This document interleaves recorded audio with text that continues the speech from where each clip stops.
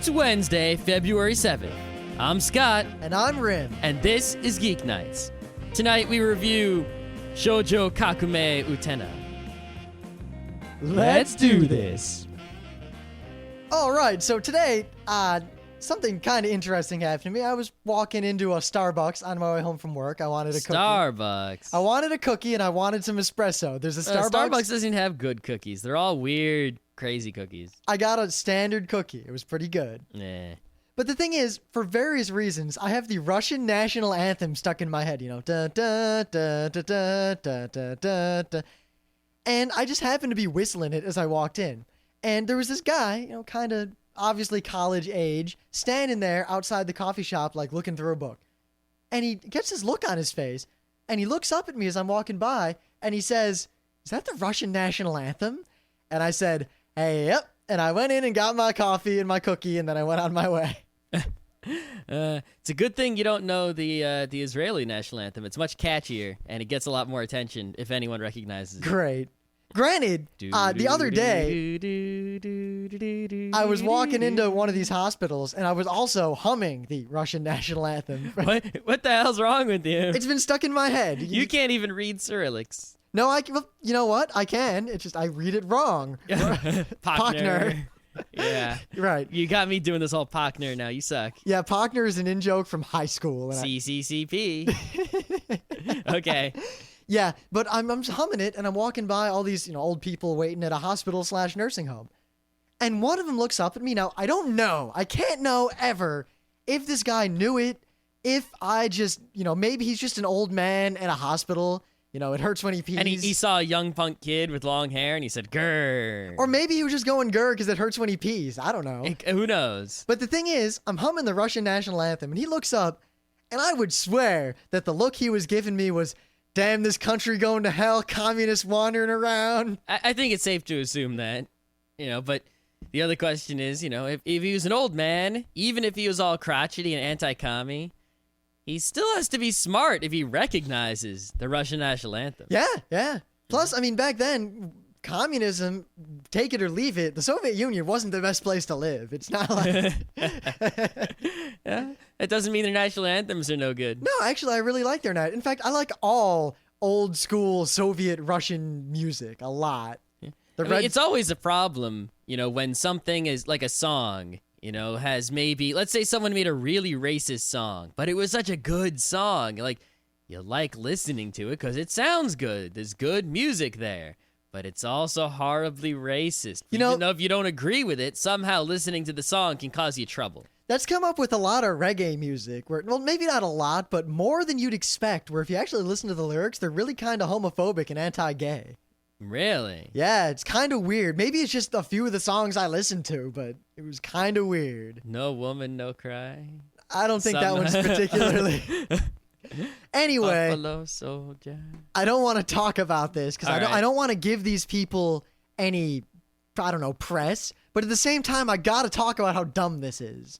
So the finalists have been announced for those BS Anime Awards. Oh, no. God. The American Anime Awards, which I cannot say for sure. And this is strictly my opinion, so I can't be sued for any sort of slander. But it is my belief that the American Anime Awards are nothing more than a scam to... They're just a crock. To either make some money or get enough clout to trick people into giving them money. I think the only reason the Anime Awards exist is because, one, some guy thinks he's all smart, and he says, you know what, anime's all popular here now, and there isn't an awards ceremony for it. We should make one.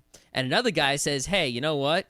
This New York Comic-Con's gonna be big. It's way out of control. I mean, they already sold out the Saturday. You know, and anime's got to get a bigger presence to show that we're bigger than those stupid superhero comics. So we're going to have our awards ceremony at the same time, right down the road in a hotel.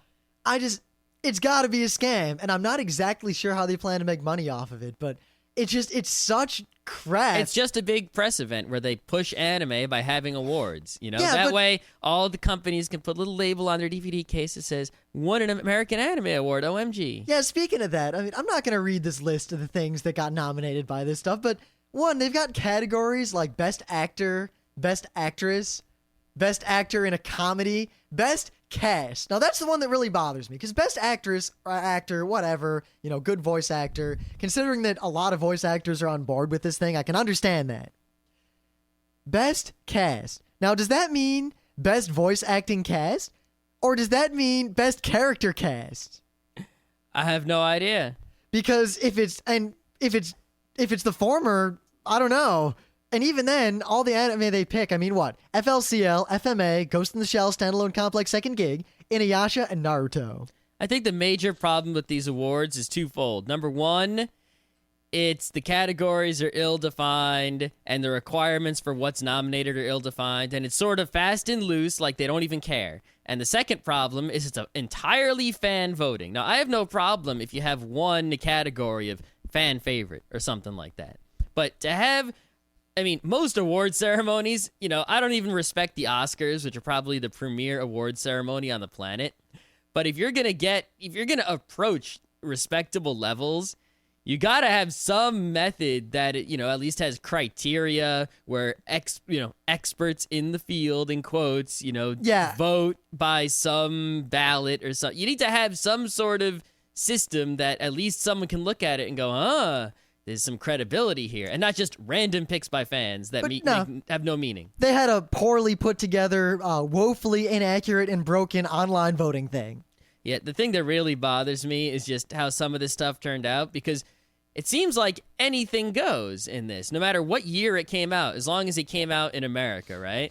And they have a category, Best Manga. Now, Don't even get me started on why there's a vote for Best Manga in the Anime Awards. That's like having a vote for best TV show at the Oscars. More importantly, beyond all that, I gotta read the list of what's nominated for Best Manga. And I think it will be painfully obvious to everyone out there, one, what's missing from this. Here, Bleach, Death Note, Fruits Basket, Naruto, and here's the one that really burns me.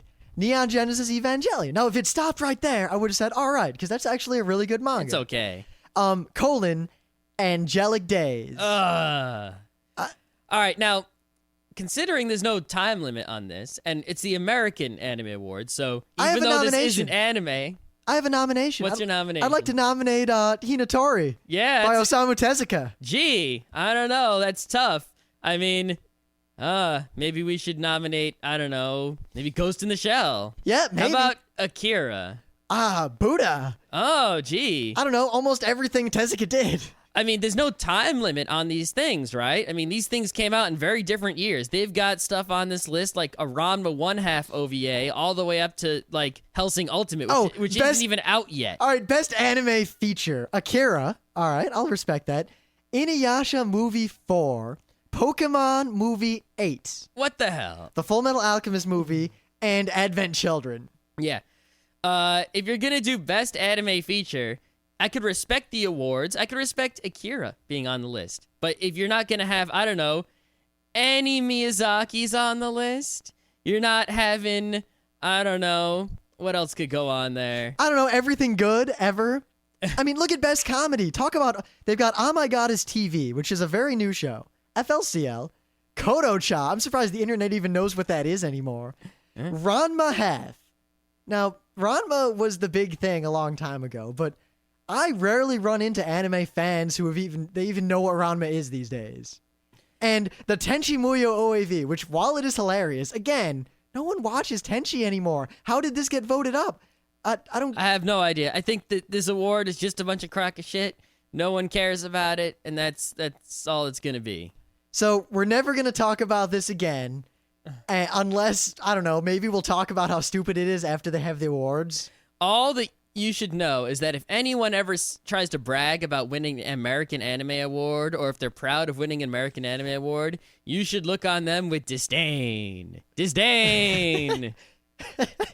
That's the word that should be used. All right, so what do you got for me? Well, when you watch movies from Japan, they usually have logos at the beginning of all the companies that made them. Well, I guess that's true in America, too. Yeah. And you seem to notice the same logos recurring. Like, you'll notice Touchstone, which is actually Disney in disguise, or New Line, or Miramax, or Universal. My favorite one was always the Easter Island guys. Oh, yeah. So in Japan, when you watch certain things, you notice Emotion, which is the Easter Island guys, which I think is actually a secret code name for just Bandai movies. But I'm not sure. And you'll also notice things like Toho, which is usually before a Godzilla movie. And another one you'll notice is the one with the little phoenix bird. This is Kadokawa. Well, Kadokawa happens to be a very smart company. Very smart. Because what they are going to do is they are going to sell, so I must assume DRM is going to happen, but they're going to sell some of their movies, about 200 of their movies, in the United States on BitTorrent.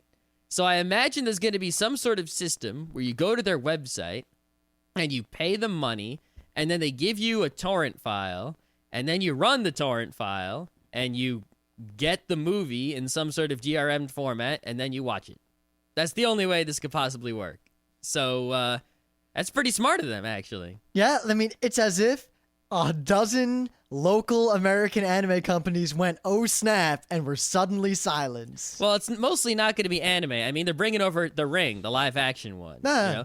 So expect, a lot of these live-action Japanese movies are probably going to be big-time ones you've seen before. But in a list of 200, there's bound to be some good stuff we've never seen. And if it wasn't DRM'd, or if it was DRM'd and it played in Linux even, I might be willing to actually pay. Maybe. Yeah. I mean, a lot of these movies we really like to see. I mean, one of the primary things I do at anime cons now is watch live action Asian cinema. Oh, that's the best part, because you go to the anime rooms and it's all stuff you've seen, stuff you know what it is, stuff that's coming out soon. You don't care about, wasting your time at an anime con seeing it because you could see it later on DVD. If it's live action stuff, at a convention, usually it's not going to be easy to get those DVDs in the United States with subtitles. So the ability to watch them there is special. So it's worth your time at a convention to go to that room. Especially since a lot of times, at least maybe it's just because of the kinds of live action movies we like, they're also the kinds of things that are very much enhanced by having a lot of like-minded people in the room with you. Yep. Well, it's actually Kadokawa has a U.S. subsidiary or something that's actually doing all the work, and it's going to put the subtitles and all that jazz on there. Well, I guess we'll see how this goes. I mean, this could usher in a new era. It could. And if I see good stuff on there, I don't know if I'd buy it if it's DRM'd, but I would definitely write them an email if you weren't DRM'd, I totally would give you $100 to get all those movies, OMG.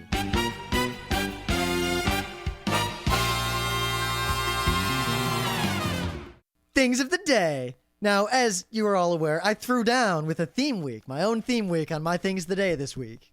And I have to continue it. Now, the theme was Hitler was born to be alive. And I've already had 2 born to be alives, one of which had Hitler. So to make up for that second born to be alive, I gotta have another Hitler in here.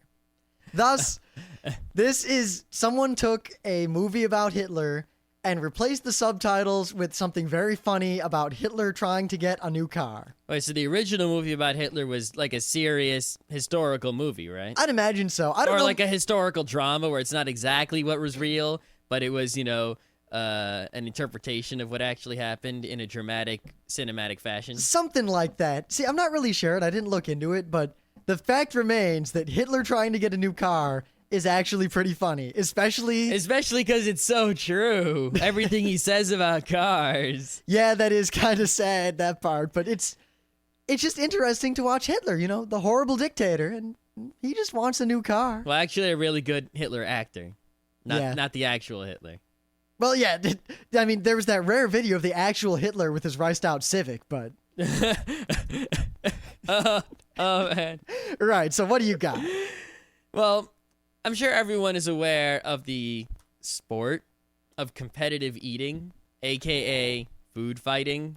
I'm aware of it in the sense that some Japanese guy always wins. Yeah, there's that guy, what's his name? Kobayashi. He's the grand, famous master of eating lots of food. For some reason, all I think is Kaiser Soze. Yeah.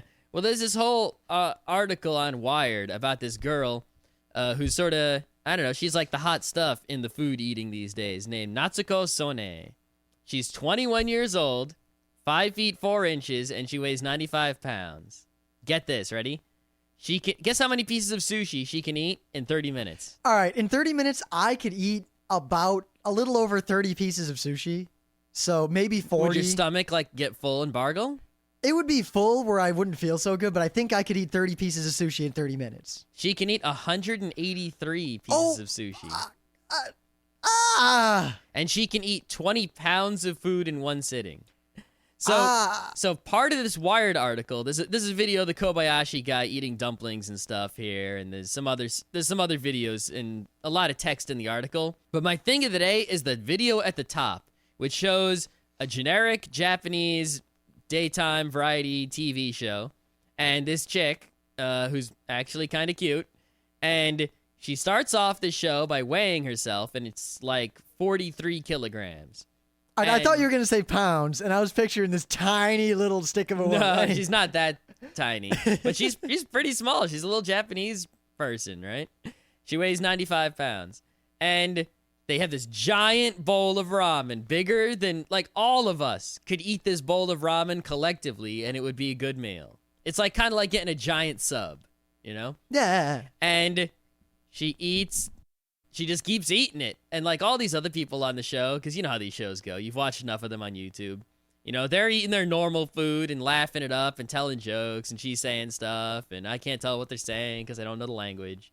But they're saying funny stuff. And she just keeps eating. Keeps eating. Keep playing. And this bowl, it like disappears over time. And at the end, she weighs herself again, and it's 50 kilos. She put 7 kilos of food in her stomach. And she even says, like, "Nana kilo." Wow. Yeah. I don't know how I feel about this sport. I can't imagine that's good for you. I can't imagine it's good for you either. I mean, we just ate at the Cafe Maya, and I ate more food than I should have. There was a piece of fried banana with cheesecake and ice cream. A little tiny piece sitting on the plate. And I couldn't bring myself to eat it. And I still feel kind of bloated, my stomach sticking out like, Imagine eating... This thing had to be, I don't know how many bowls of ramen could have fit in this giant bowl. You know what? You can't eat 10 bowls of ramen. I guess 7 kilos of ramen. God. That's a lot of ramen. Right. So let's get on to something more erudite.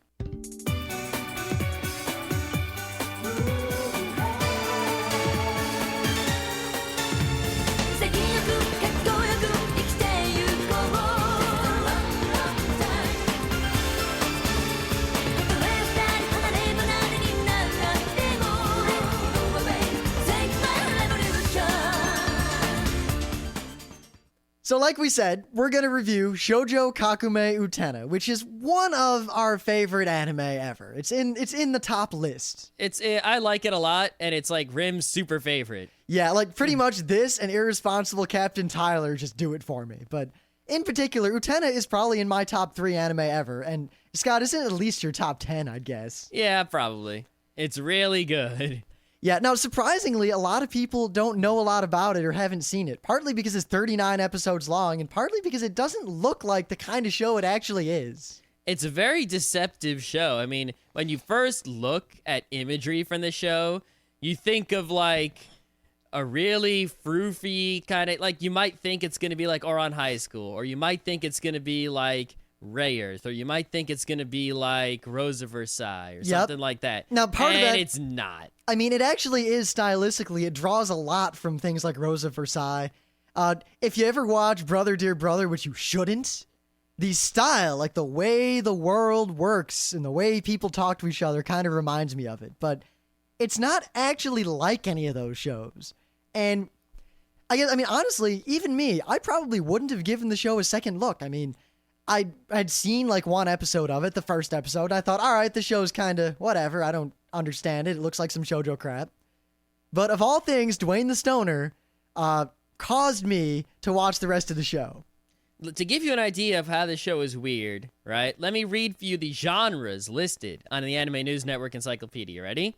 Drama. Okay. Shoujo. All right. Yeah. Fantasy. All right, they got swords and stuff. Psychological. Huh. That doesn't fit, does it? I can only think, what? I would put that on Perfect Blue. Yeah. Maybe Millennium Actress.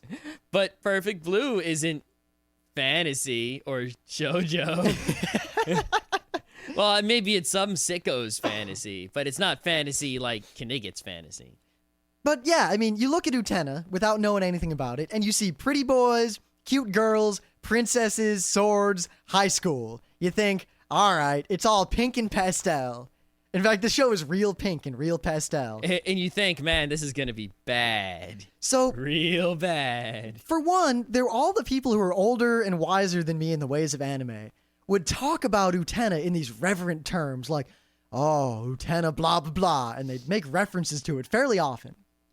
And then one day, I was visiting Stoner Dwayne with a friend of mine, Ken, and among other things, they were watching a bunch of Utena. So we watched 2 episodes with them from what I now know is the middle of the Black Rose Saga.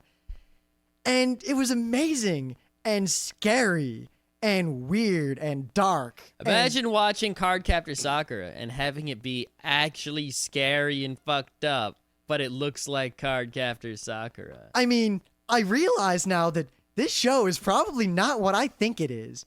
And then I saw this anime music video to Utena. Though it's the one I've listed to, the Cars one. Oh, not the Oh Baby Baby. Yeah, that's got Cars. Oh, okay, It's mostly from the Cars saga. I guess. But yeah, the Hit Me Baby One More Time anime music video, which is also one of my favorite AMVs ever. But while that AMV is funny and hilarious, it also shows scenes from the show that are really kind of... You wonder what's actually going on in the show, because it looks actually really serious and really well put together. But I guess before we go any further, Utena was directed by Kunihiko Ikuhara. Uh-oh. Woo! Yeah, warning lights. Now, the thing is, he is one of the few anime directors I knew about by name before I listened to Anime World Order. I actually knew about this guy. I actually knew about this guy, too. Remember this name, Ikuhara. Ikuhara. If you hear the name Ikuhara in relation to anime, which isn't going to happen too often, but if you hear this name, watch out. Now, you might think, wait a minute, I can't think of anything Ikuhara's done. And the answer is, he didn't do much. Because he's scary. The thing is, scary does not preclude awesome. This guy, for what it's worth, for whatever weird issues he may have, created a great freaking show. And there's no way this show would have been as good as it was. Even though it might not all be because of him, it definitely would not have happened without him. At worst, he is like George Lucas in terms of he accidentally made something awesome. Exactly. That's a great analogy there. Basically, he worked on Sailor Moon, and he did a good job on it. He had a lot to do with it. Yeah, but Sailor Moon is what it is. Yeah. It's no Utena. And according to the story, he was bored with Sailor Moon because while he had control of all various aspects of the show, he didn't have really any artistic control, and they wouldn't let him do quote interesting things unquote that he wanted to do with the series. That warning lights. So eventually he went to form this group called B Papas with, among other people, the famous Chio Saito. Mm-hmm. Now, Chio Saito tends to be very cute and shoujo-y, and Ikuhara tends to be very creepy. And when you combine the two, you get Utena. Yeah, if you read the original Utena manga, which is by Chiho Saito and no one else, it's a cute shoujo-y thing. There really isn't this scary stuff so much. Yeah, now, before we go any further, I'm saying that a lot. I mean, it's really hard to talk about this show, but... Without spoiling or just telling you the whole story. Yeah, and I'll warn you now, we're not going to spoil the show at all. We're being very careful about that. At least not in this episode. Yeah, we're going to do a spoiler show way down the road, or a spoiler week, or whatever we need to do. But we're not talking about the movie. Don't even watch the movie. Don't even look at the DVD cover of the movie. Yeah, we're only talking about the TV show. There's only 2 words you need to know about the movie. You know what those words are, Em? I know what those words are. All right, you tell me the first word, I'll tell you the second word. Naked cars. We're not fucking kidding. If you watch the Utena movie, the only reason you should watch that movie is to find out what we mean when we say naked cars. And you know what? If you end up doing that, you're going to be sorry. The Utena movie is bad. We're not talking about it. Well, I guess we'll refer to it. But I'll say one thing about it. The Utena movie is bad. Only the TV show is good. The Utena movie, as bad as it is however beautiful. It is a moving art book, much like Shamanic Princess was a moving art book with almost nothing to it. Yeah, and if you want to understand how creepy Ikuhara is, the Utena movie is what happens when you let Ikuhara have pretty much complete control over all the artistic everything. And yeah, naked cars, and razor blade incest. That's exactly right. That is why the Utena TV show is much better, because it is Ikuhara, but he is heavily restrained. But not restrained so much that he does not have any influence at all. And hence the Utena TV show, which is the awesome. Now, Utena is about a lot of things. I mean, if you ask someone who has seen all of Utena what it's about, they can't tell you. Without spoiling everything. I mean, they can't give you a straight answer. And it's not like The Matrix, where, like, once you know, like, oh, it's about that as opposed to that. Oh, okay. It's actually complicated to the point that there is no simple answer as to what Utena is about. You really can't say in any small number of words what the show is about. All we can really tell you is what the show appears to be about. It is basically the story of a girl whose parents are dead, and she's very sad. And she's a young girl. And she's at some high school, and it's a high school with dorms, and everyone lives there. Well, but way before that, when she was a young girl, her parents were killed, and she's sad, and she has no reason to live. And a prince appears. A straight, fairy tale prince appears.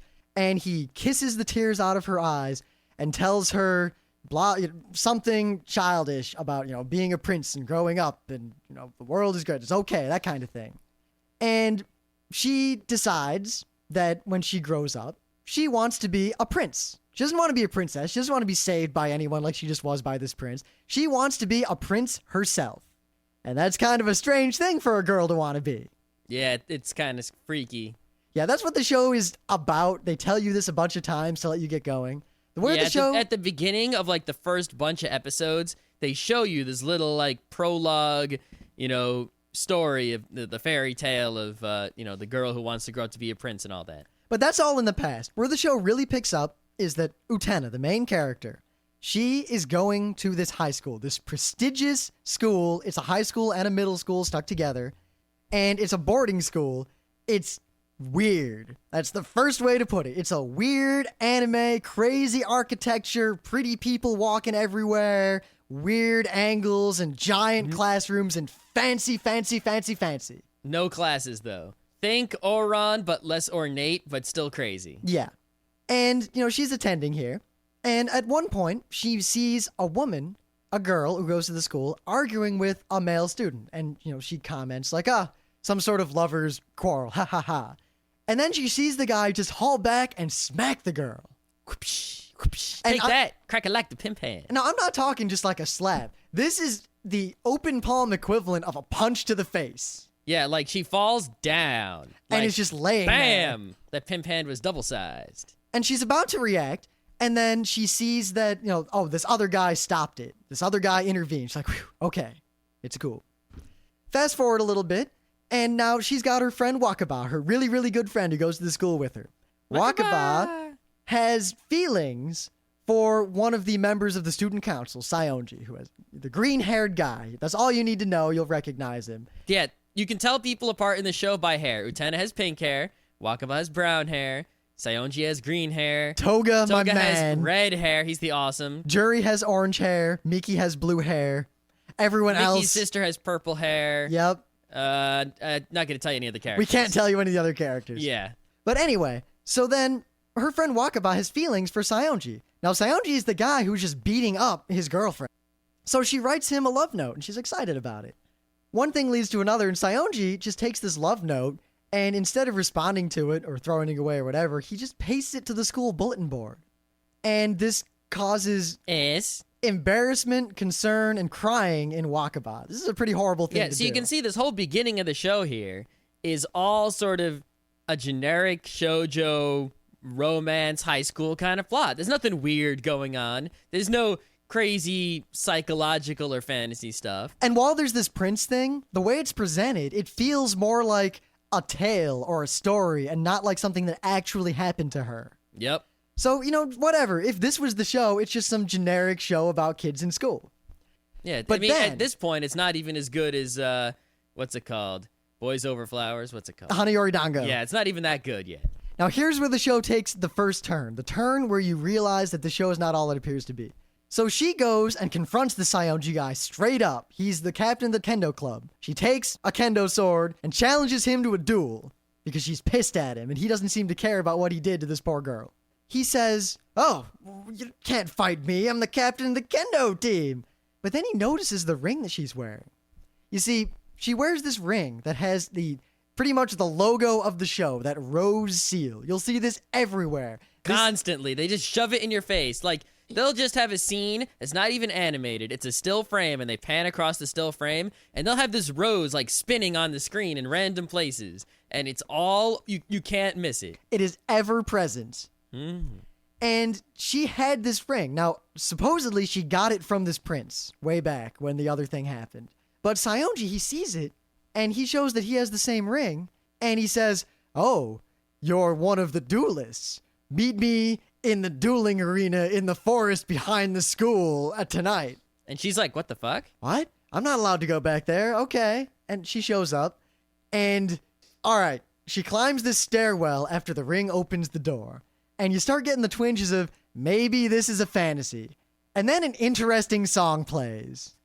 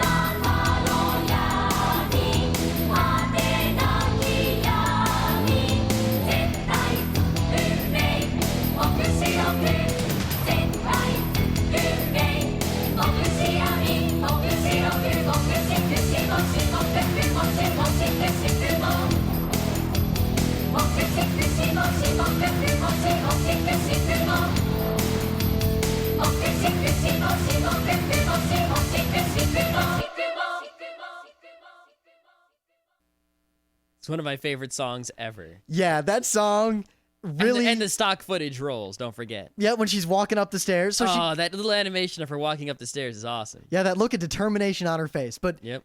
She walks up this giant staircase that has no right to exist by the laws of physics. Yep. She gets to the top, and it's hard to describe. You'll just have to find a picture of it.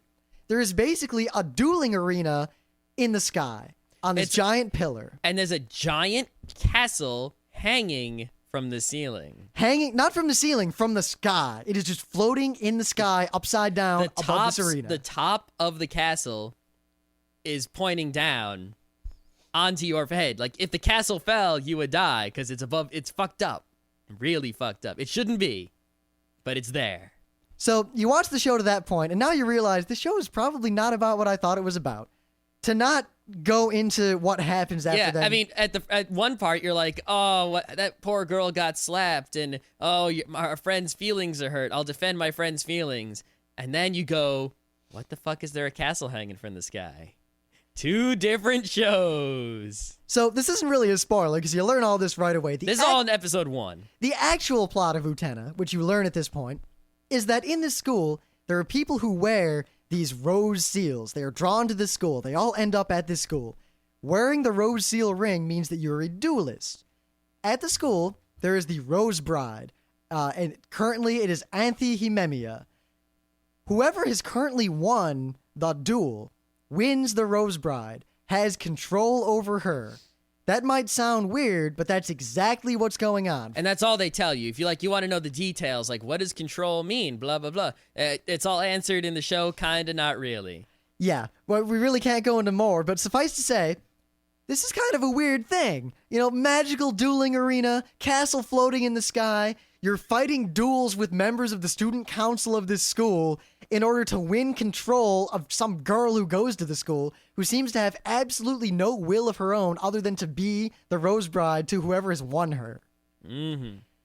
And that is what the show is about. And the members of the student council and Utena and other people from outside end up dueling with each other with varying stakes ranging from, fighting with wooden swords to fighting to the death with actual swords, with the purpose of gaining control of this woman in order to unlock the castle of the sky, to gain eternity, and to essentially smash the world's shell for the sake of the revolution of the world. Yeah, it's crazy, fucked up, abstract shit. They never make clear what's really going on until the end. See, there are a lot of ways. I said, we're talking about what Utena is about. We've already told you 2 things that it's about. Really, Utena is a straight-up anime, just a straight-up face value. It's an anime, weird stuff like that happens. It is also a fully self-consistent, very well-done science fiction. It is also a fully self-consistent, very well-done fantasy. It is also an adolescence metaphor, straight up. Mm-hmm. It is also a number of other metaphors, straight up. And it is combinations of all of those inside of itself. It's also a pretentious art flick with lots of fucked up symbolism that you're not supposed to understand because you're not as smart as Ikuhara. Yeah, except the thing is, there are a lot of shows that put, symbolism, and sometimes it's obvious, sometimes it's arbitrary, sometimes it's just BS. Mm-hmm. Utena is not subtle. Well, it is subtle in some ways. Sometimes. It is subtle in that you will see a symbol. You will know what it symbolizes. You will think you've got it down. And then 20 episodes later, they'll show you something, and you'll think back to that symbol you saw 20 episodes ago. And you'll suddenly realize that you were an idiot and you didn't understand anything, and now you get it. Yeah. This is a show where symbolism is bleeding out of every single instant. Everything that happens in the show, every point of direction, every, camera angle, every expression on a character's face, everything that's going on in the background is directly relevant, self-consistent, and there on purpose. And sometimes it's there on purpose just to mess with you. Yeah, there's one point in the middle where it's like the show... Like, they'll just keep you showing stuff. They'll just show you stuff that's weird. Like, this character keeps playing with a stopwatch, and you'll just hit the button at random times, seemingly random times, and they'll zoom in on the stopwatch as he starts it and stops it and pushes the lap button, and it's like, why the fuck did they keep showing the stopwatch? Yep. Or the best example of that is really the student council. You see, the school is run by the student council, which includes all of these duelists, and they're conducting the duels, and they are running the school based on the orders of, quote, the ends of the world. They get letters from the end of the world about what to do. And they follow these letters straight up. It says, oh, have a duel. Someone should fight so-and-so, blah, blah, blah. That's fucked up shit. Now, they also have the student council meetings. And the student council meetings are where you see a lot of the ranging from extremely subtle to extremely hit you over the head with it metaphorical scenes. Like, they'll be talking and there'll be an apple. And then the apple's cut up. Or they'll be talking and playing darts, but someone's standing in front of the dartboard, or a train goes by and it muffles some of the words. You heard me, a train goes by. Or there's an apple, and then suddenly the apple is full of forks. Yeah, oh God, don't remind me of that. Yeah. Yeah, no, the thing is, this stuff all sounds weird, like totally weird, whatever. Why the show is just like Excel Saga, only trying to be serious. Just keep playing. Keep playing. This stuff is all... It's really hard for me to get across just how deep this show actually is in a non-pretentious way. Yeah. Now, the thing about the show that I notice is that unlike other shows which just have a plot and then follow the plot along until its conclusion, they have the build-up, then they have the exposition and everything like that. Utena has this structure. It's like a very defined structure. Like, each episode follows this defined structure, and then each season follows the whole structure. It's sort of like the same thing 3 times, really. Yeah, because there are 3 seasons. The show is like this recursion in and of itself. I mean, there's the main thread of the plot, which goes through the whole show. But there's one character who has this whole set of subplots that like, they'll be like normal episode, normal episode, normal episode, Nanami episode, which are usually silly and funny and crazy and over the top with 1000x potent curry sauce. I love the 1000x potent curry sauce. Those actually harken back a lot to the manga, those episodes. But if you take all of those episodes out of the show and string them together and watch them as a show in and of themselves, they tell the story of the entire show, just in a different way. If you take like the second story arc, the Black Rose Saga, apart and watch it on its own, it kind of tells the same story of the show, just in a different direction. Yeah.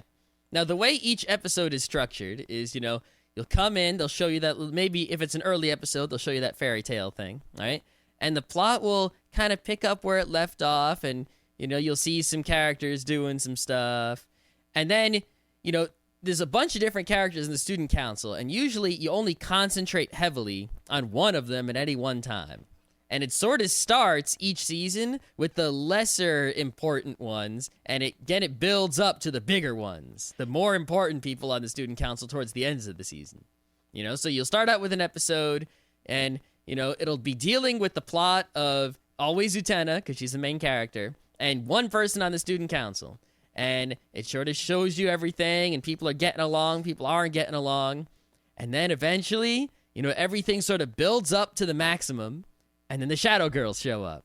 Now, the Shadow Girls are another one of those very interesting things about this show. I mean, they're the student council meetings, and they're the Shadow Girls, and they serve a number of purposes. Kashira. They're almost like the Greek chorus.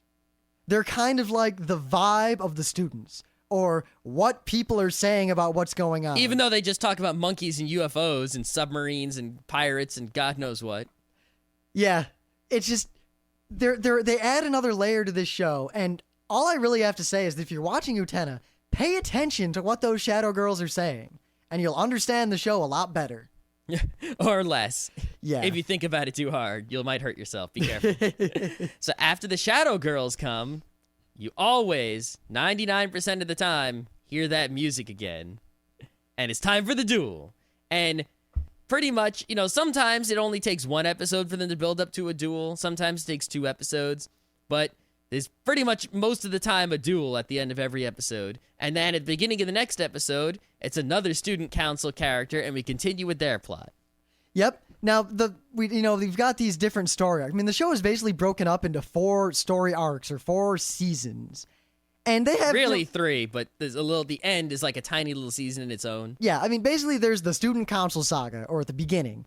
And it's kind of, like, this is the first bit of the show, the first 13 episodes. It's less weird. Yes, if you watch the first 13 episodes, up until the last 5 minutes of the last episode, episode 13, you'll think, all right, this show didn't get so weird. I don't know what Rim and Scott were talking about. You could actually tell someone that that's the whole show, and they would totally believe it. Yeah, except for that tiny clip at the very end. Yup, the last 5 minutes of the 13th episode are what prevent it from just being the end of the show entirely, because it could have been. So thus, before we continue, if you're going to give Utena a chance, and you're seriously going to trust us on this, you have to watch beyond the first 13. The first 13 are good, but they are not the meat of Utena. They are not what we rave and go nuts over. They are not what made us love the show. They are just good enough to set you up for what is about to come. I actually like the first 13 the most.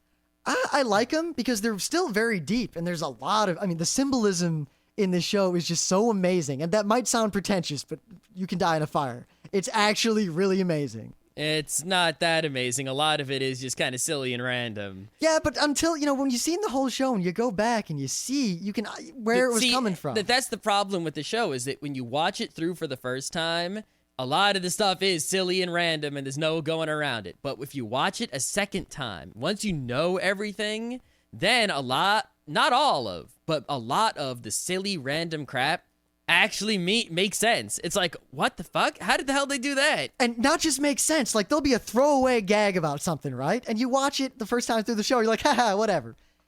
Then you watch the show again, and you know what's been going... Like, you know the plot. You know what happens. You've seen the end. You know everything. And you'll see that throwaway joke, and it's not funny. In fact, it's kind of disturbing. And terrible. Yeah, like, you watch, you're like, wow, what kind of show is this? Yeah. Imagine if you watched Star Wars and it was Star Wars. Then imagine if watching Star Wars a second time, it was completely different and all the jokes were actually suddenly turned into dark humor instead of slapstick. Like, when there's the Jawa traders, right? Mm-hmm. And they go with the Jawa traders and they're kind of antagonistic and whatever. What if at the end of Star Wars, Luke joined the Empire and genocided all the Jawas?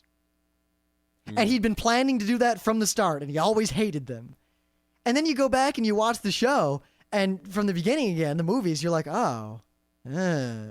Yeah. Because, he doesn't like the Jawas. You're like, hey, he doesn't like him because he wants to go kill them all. Arr. Yep. It totally changes the way you look at it. All right. So that's the structure of like an episode. The structure of a season, right, is that they start with the small end of the student council and they work their way up, and then something crazy happens. Yep, and crazy is generally ever increasing as the season and episode numbers increase. Yeah, it's like any season starts off kind of easy to understand, and a lot of mundane things are happening. And then as you get closer to the 13th episode, because it's 39 episodes, right? Yep. The 13th episode, which is 3 seasons, 13 each, it gets really freaking weird and crazy. Yep, so again, watch the first 13 episodes. They're good. They're deep. They're interesting. The 13th episode will kind of let you in on what's actually going on. And then, starting with episode 14, the Black Rose Saga, that is when the show becomes what it actually is. The show becomes dark. Yeah, the thing is, the Black Rose Saga, it's like, you should watch it. It's important, and that's part of why the show is great. But you could actually not watch it and just go straight to episode, 27? 25. And you wouldn't know the difference.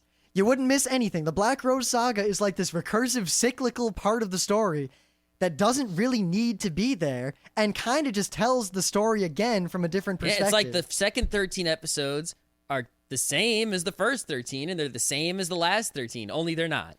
The only real difference is that, well, I guess other than the things we can't talk about, is that the first 13, the issues that you're dealing with are mostly things that, I mean, they end up being sad or serious or scary, but at the same time, they're also very not the biggest deal. Like, there was a love triangle and someone ended up losing out, or someone was heartbroken, or someone has problems with their family or their sister. And while they're serious issues, they're not, end of the world, kill yourself, horribly depressing things. The Black Rose Saga, it's the same, the same structure of the show, except the problems the characters are dealing with and the reasons they have for dueling are so much more sinister and horrible. And then in the third season, which we're not going to talk much about, except for the fact that it is called the Cars season, by us anyway. Yes, it's called the Akio Saga, or the End Saga by most normal people. We call it Cars because there are many. You'll know why when you watch it. And there are many cars in it, specifically one car, which looks like a red Miata, but it's not really a Miata. It just looks like one. Yeah. And then there's like the last 5 or 6 episodes are kind of the end of the world saga. Yeah, like when you get towards the end of the Cars series, towards the end there, the last few episodes are just way out weird, and they don't really kind of go with the cars, even though they do. Yeah, but you'll know, you know exactly when that happens, because each of these story arcs... It's really like the last 2 gets weird. Well, yeah, but there's a break. Once Cars ends, there's a definitive point where there's a duel. And after that duel, that is when the show takes a turn. Like, the show ends, and then it doesn't end. It's really hard to explain, but the show will end. You're like, all right, all the duels are done. Whatever's going to happen has happened. All we have now is the epilogue. What happened because of this? And the epilogue is actually the end of the show. The epilogue is the part where everything is revealed. You figure it all out. I can say in all seriousness that when we watched this for the first time, and there was a bunch of us, it was like us and Lara, and I forget who else. I figured it out like a few minutes before they revealed it. Like I wasn't 100% sure, so I didn't open my mouth, which is why a lot of people don't believe me. I believe you because I was almost there. I was like, could it be? Could it be? But I was like, I didn't know how it could be, But I was like, it could be that. It could be that. Is it that? And then, all of a sudden, they come out and they're like, not only is it that, but this is how it was done. Booyah! And I'm like, no! But there's a point near the end where something happens. Something pretty bad happens to a character. Real bad. And there's this metaphor with candles going on. Just so anyone who's seen the show will know, or when you watch the show, where Anthe, Himemiya, the Rose Bride, is holding this candelabra with candles. And one by one, the candles go out. And then the third candle goes out. And we know at this point what this is symbolizing. And then it happens. And we're all taken aback. Like, everyone in the room kind of gasped. Like, we didn't think it would really happen. And it happened. Like, and then we're watching. And we see something in the background. And we backed it up to make sure we saw it. And 2 people in the room screamed. Like, actually screamed when they noticed it.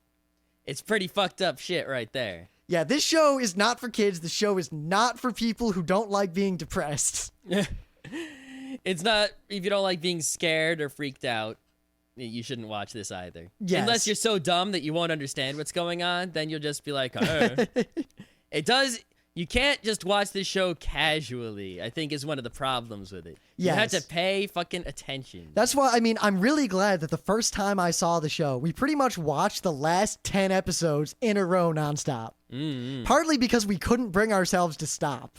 Yeah, something like that. But there are some scenes, there are some powerful scenes. And there's been a lot of, I mean, people talk a lot about Chiyo Saito and how she writes things and how sometimes what she would do is come up with a scene, like an idea for a scene, and then write whatever she's writing around that scene. And I'm not sure where I heard this, but someone told me that her idea for Utena revolved around one scene that she had come up with. And when that scene happens in the show, it's a very powerful moment, but it is not the only powerful moment. The scenes in this show, like the stage scenes, there are probably 10 or 12 of them that are just absolutely amazing in how well they're executed. Mm-hmm. All right, now, let's talk about 3 other things. We got to talk about the animation, the music, and the voice acting. All right, animation very briefly.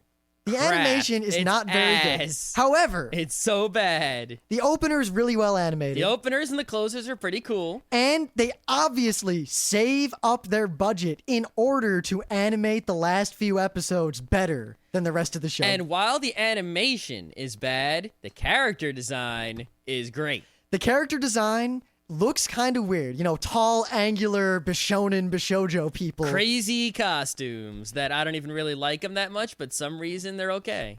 But the character designs are so iconic and so strong. It's like, you know, in an opera, there's the leitmotifs, like the little song that plays when a character, you know, appears.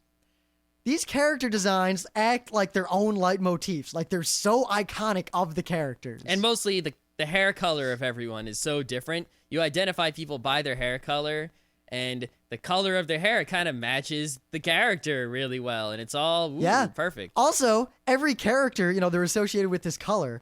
And, you know, we talked about those spinning roses. Mm-hmm. Every now and then you'll be watching, and suddenly there'll be a frame around the action with 4 roses spinning of one of the hair colors of a character. Oh, yes. But sometimes it's white and not a color of a character. And this sound, just bear with me, but that means something. And after you've seen the show once and you watch it again and you kind of figure out what that is trying to tell you, the viewer, it again puts the show in an entirely different perspective. And when I say entirely different perspective, this show, a lot of times you'll be going along and suddenly, if you realize something, your perspective on the show is 180 degrees. Yep. Now, It's like in The Matrix when he wakes up and he's a battery, in terms of, it's like that level of, wait a minute. Oh, man, I get it. Yeah. But for the most part, the animation is lots of panning over still frames, lots of, you see a character's face and only their mouth moves. Some of the duels are really, really well animated, but many of the duels are barely animated at all. Yeah, it's like a picture of a guy with a sword, a picture of a girl with a sword, you know, a picture of the swords hitting while the screen shakes. Sometimes they'll cover the action with a giant spinning rose. Yeah. Yeah, of course, that, again... It could mean something. It could be just saving money on animation. Who knows? Here's my hypothesis, and I found a few people who agree with me. I think that part of what made Utena as good as it was that they were so constrained in their animation budget, and they were so constrained in their time frame, that they ended up having to come up with really, really creative ways to get a lot of information across.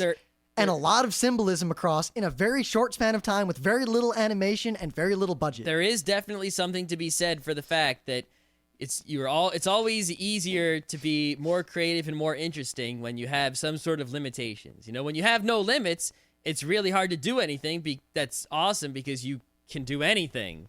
You know, so it's difficult. When someone puts some limits on you, even if they're artificial limits, that's when you can get creative because you're doing more with less. And Utena does that pretty well.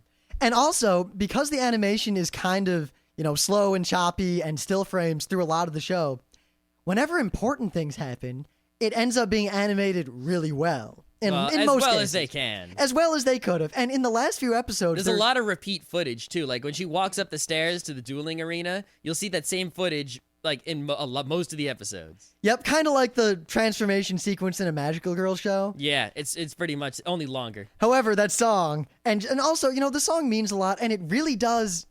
I'm glad they left that stock footage in, because it really... I like the stock footage, but it though. really sets you up for the duels. Yep. Like, it gets you in this kind of strange mood. Once you know how the show goes, and you just take the show at face value, just running with it now, that music and that opening sequence really set you up in a big way, and the duels feel so much more powerful because of that. Well, all the music in this show is really powerful and sets you up for crazy stuff. Yeah, now we really have to talk about that. The music in Utena is also one of the things that made it amazing. We talked a while ago about, music in anime, and how like a show like Initial D is nothing without its music. No, Initial D without music is nothing. Utena is less than nothing without music. And also like a show like Dot Hack Sign, which was a crap show, but it had amazing music that pulled it just barely. The music of Hack Sign was able to pull me to episode 13. Where nothing happened until then.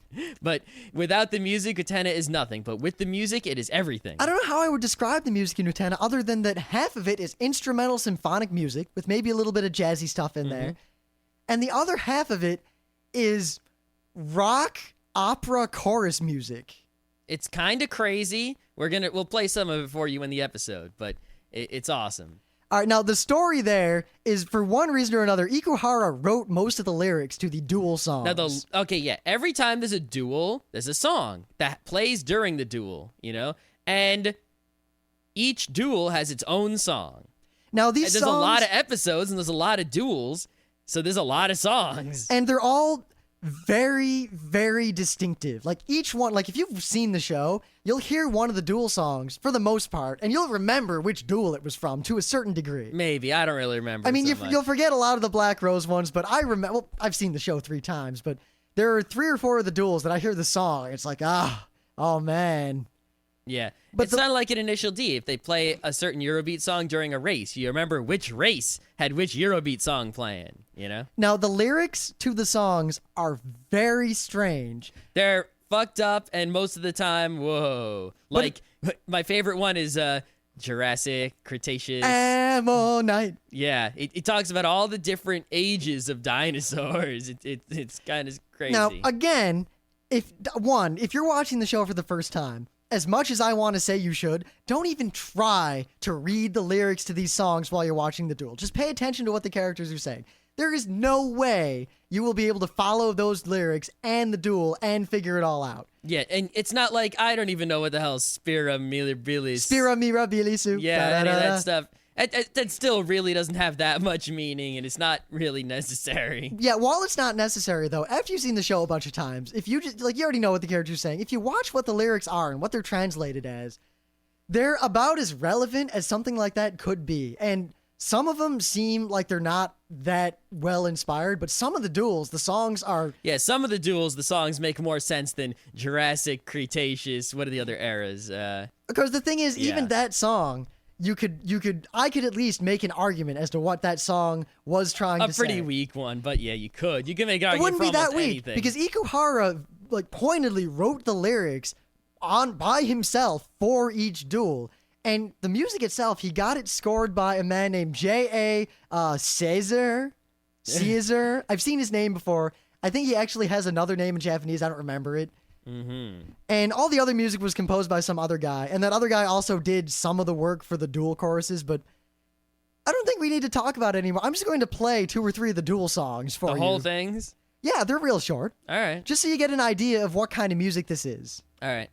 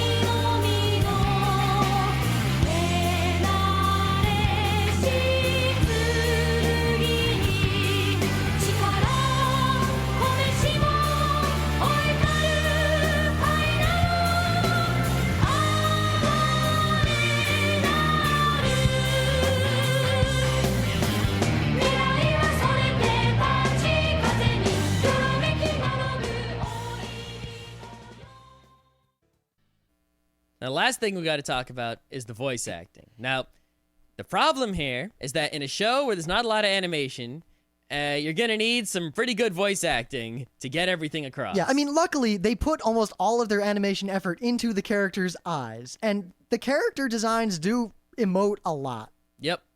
Well, the voice acting in Japanese is awesome. It is so excellent. Not only is it so excellent and amazing, and not only did these actors go all out and do exactly what this show needed, but Scott's going to tell you a little bit about perhaps our favorite voice actor ever. Yeah. Who is not only Kiryu Toga, my favorite character in any anime ever, other than maybe Captain Tyler, but he is everyone cool in every anime I've ever liked, just about. Yeah, there is a guy, and his name is Takehito Koyasu, right?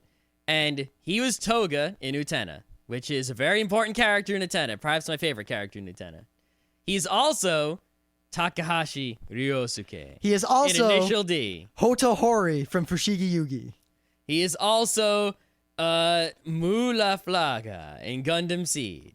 He's also like a bajillion other characters that you love. He is in everything. He is in everything, and everything he is in, he is awesome. And I don't know what else I can say about this guy, then he's the greatest Japanese voice actor to ever live. Yeah, and the thing is, he can only really play like this one kind of, at least as far as all the roles I've heard him in, because he's done a lot of stuff that I've never seen. Yep. He plays the iconic, really, really cool guy. Mm-hmm. His voice is just so dark and deep and smooth. Yep. I don't know. This guy's just amazing. I would love to meet him. He's one of the few Japanese voice actors in the world I would actually, honestly, really want to meet and talk to. He was Kenshiro in New Fist of the North Star. Oh, great. I'm just going down the list, picking up crazy stuff here. Yeah, I think he's a Bobo. He's Bobo. He's Bud Mint in KO Century Beast. Oh, Bud Mint, best character in that show. He's Luke Valentine in Hellsing. He's Banba in Gatekeepers. Wow. Yeah, he's a lot of stuff. He's in some Harlock. He's in Samurai Champloo. He's Il Palazzo in Excel Saga, as well as some other characters in Excel Saga. God, this guy is like the god of voice acting. Now, and when he's in a show, you know the voice acting's gonna be good. At least his voice acting. Yeah. But seriously, not to disparage any of the other voice actors in Utena. They're all whoever they were all awesome. Now, I wish this weren't the case, but I have to say, Utena in America has unequivocally the worst dub ever done. I say that with authority. Good fucking God. It is so bad as to be painful and unwatchable under any circumstance. Now, you might say, but wait a minute, there's got to be some hentai with the worst dub. And the answer is there might be, but I haven't seen it. The answer and is it doesn't count. The answer is probably. But the reason this is the worst dub ever, because not only was the Japanese voice acting just so good, but the show relied so much on voice acting and was so good. This is probably the biggest disparity in quality of dub to quality of show ever. Yeah. I think it's just that, there are some shows that don't require such a great voice acting. You can get by with an easy voice acting. So if you just do a standard effort voice acting, the show will still come off all right. Utena requires the highest quality of voice acting. Yeah, I think a good example. So it's nearly impossible to be satisfactory. So putting in the same effort as you put into another show, like if you take the raw, the numerical quality of the voice acting from Utena and put it on another show, you might say, oh, that's an okay job. But no, for Utena, it's a terrible job. I watched like 4 episodes dubbed near the beginning, and they were painful. And I thought, you know what? It's got to get better. It's got to get better. I watched dubs from near the end of the show, and not only is it not better, but it might have gotten worse in some ways. It's just, I can't describe to you how bad this dub is. Don't watch it. Don't watch it. I know when Anime World Order tells you not to watch something, you watch it. I'm not kidding. Don't watch the dub. Yeah. This even has a couple good voice actors like Crispin Freeman and some other people, but they're not good in this show. And they might be good other times, they're not good here. I wonder why. Did they not get the show? Did they not Were they just directed poorly? Maybe the writing was bad? I mean, I have no idea. the dialogue, we'll never know. The dialogue in the show, part of the problem is that it's very complex and it's layered with metaphor upon metaphor. And I think it was really hard to translate that. Yeah, it could be. I don't know. The voice acting in the English dub is bad. Utena must be watched with subtitles. There is no alternative. Anything else we can say about this crazy show? I mean, all I can really say, eventually I'd love to do one or more episodes on Utena and what I really feel about it. Yeah, we noticed that Rim just can't stop talking about Utena. I mean, I had to check myself, and every time I was starting to talk about the plot, I could pretty much tell you the entire plot, the order of all the... God. I could talk an entire show just about Toga. Seriously, I could do a whole show just on Toga, his motivation, where he came from, where he's going, all the things that happened to him, why it's important, what metaphors were there. I don't think anyone wants to hear that. No, probably not. However, I've been to some decent panels on Utena over the years. Actually, there was a really good one at Katsucon last year. Yeah, Utena is a show that you can just have a lot of panels about because there's just so much stuff. You can just keep talking and talking and talking and talking But forever. the thing is, unlike Ava, which people do the same thing for, Ava... there's only so much depth to Ava. I mean, obviously also Utena does have 13 more episodes. Yes, which helps out. But obviously the psychological depth of Ava, whether you like it or not, is actually really deep and really well done. But in terms of the rest of Ava, it's not as deep as a lot of people try to make it out to be, and it's really hard to have a real argument about what Evangelion means beyond the psychological stuff. Utena, a lot of people agree as to exactly what Utena's about if they've seen it all. Once you've seen it all, it's very hard to argue against a lot of the things that... Mostly because the main thing, they just come straight out with it. Yeah. And everything else sort of falls off of that. It's sort of like, you know, it's sort of like there's a tree and you're trying to see the tree, all right? And you're not sure what shape the trunk is or what kind of tree it is. And you see leaves and maybe you see some fruit. And then at the end of the show, they show you a picture of the trunk, and you're like, motherfucking goddamn sons of bitches.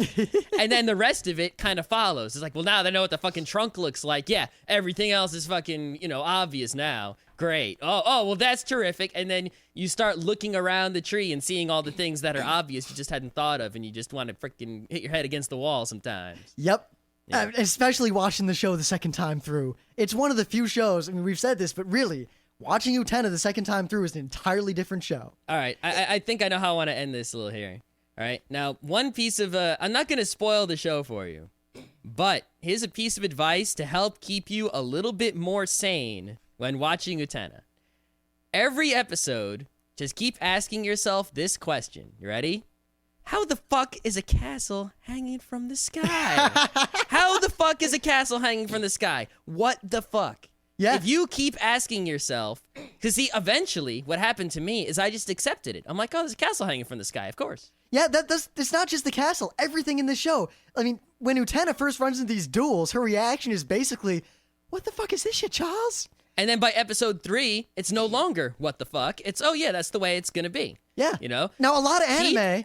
Never stop asking yourself how the fuck the castle is hanging from the sky. And then the show will make a lot more sense to you, and you will not be driven completely batshit into the Arkham Asylum. So in the end, really, I can't recommend Shoujo Kakumei Utena enough. It is seriously an absolutely amazing anime. Oh, how do we buy the DVDs?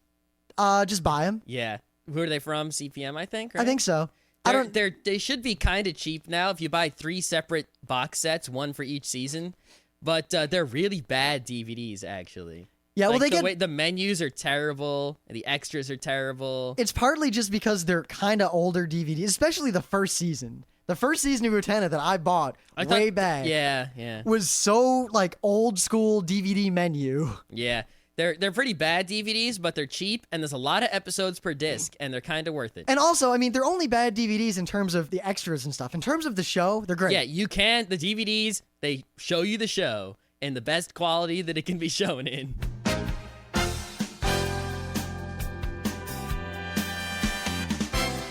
This has been Geeknights with Rim and Scott. Special thanks to DJ Pretzel for the opening music.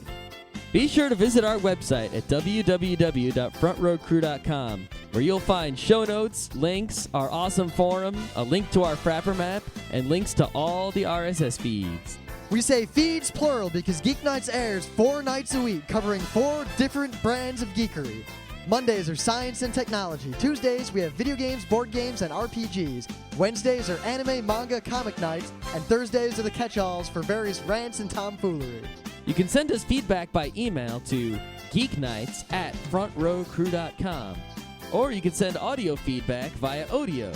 Just click the link that says Send Me an Audio on the right side of our website. If you like what you hear, you can catch the last 100 episodes in iTunes or in your favorite podcatcher. For the complete archives, visit the website, which has everything. Geeknights is distributed under a Creative Commons Attribution Non-Commercial Share-alike 2.5 license. This means you can do whatever you want with it as long as you give us credit, don't make money, and share it in kind.